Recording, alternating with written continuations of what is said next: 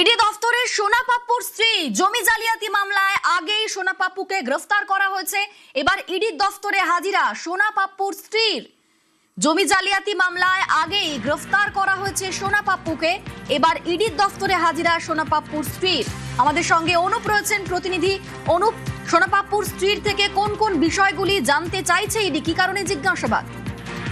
দেখো, জমি জালিয়াতি মামলায় সোনা পাপ্পু তাকে ইতিমধ্যে গ্রেপ্তার করা হয়েছে এবং ইডি হেফাজতে নেওয়ার পরে দীর্ঘ জিজ্ঞাসাবাদ করা হয়েছিল এবং একাধিক তথ্য যখন জিজ্ঞাসাবাদ করা হয় তার স্ত্রী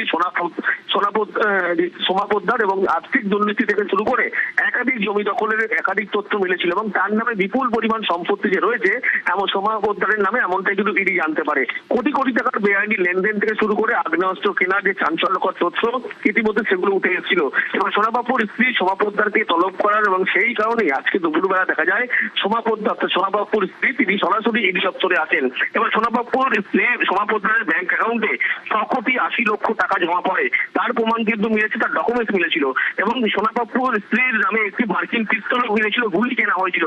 এগুলোই তদন্তকারী আধিকারিক তারা জিজ্ঞাসাবাদ করে জানতে চায় এবং সোনা পাপ্পু সম্পর্কে যে সমস্ত বেআইনি নির্মাণ থেকে শুরু করে একাধিক তোলাবাজির অভিযোগ ছিল, সোনা পাপ্পু সম্পর্কে সমস্ত তথ্য জানতে চায়। সেই কারণে ইডির পক্ষ থেকে সোনা পাপ্পুর স্ত্রী সোমা পোদ্দার তাকে তলব করা হয়েছে এবং বিপুল পরিমাণ লেনদেন তার অ্যাকাউন্টে কিভাবে হয়েছিল, সোনা পাপ্পু কার কার মাধ্যমে টাকা এই লেনদেন করিয়েছিল, এই সমস্ত বিষয় জানার জন্যই তার বয়ান লিপিবদ্ধ করতে চায়।